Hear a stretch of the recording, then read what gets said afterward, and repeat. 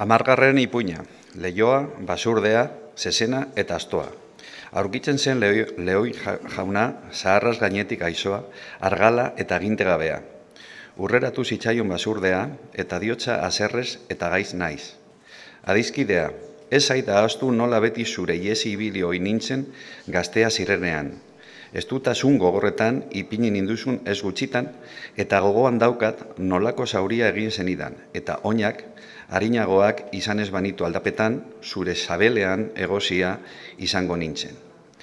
Hau esan da, ekin zion hortz gogorrekin Leioi argalari eta laga zuen mankatuagoa. Heldu zitzaion geroago Zezena eta honek ere egin zizkion epai edo zauri handiak bere adarrekin. Agertzen da asto bat eta jo zuen atzeko inekin bekokian eta egotzi zuen lurrera. Eritu eta hil ezinik odola alde guztiatik serioalo dio Leioak negarrez.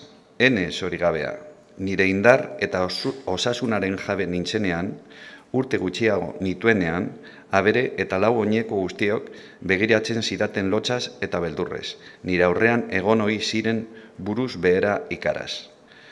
Nora ausartu nire aurpegira begiratzea? Nire izenak sartzen zuen izua baso guztietan. Nire eskuan zegoela txit sarri harrapatu eta inenztea. Izanik ni bihotz biguneko eta errukiorra lagatzen nien baketan orain banatu nautenei. Ez nuen inoritzen nire gogoz eta gaitz iritsiz eta bai bakarrik behar nuela gozea kendu eta bizi izateko.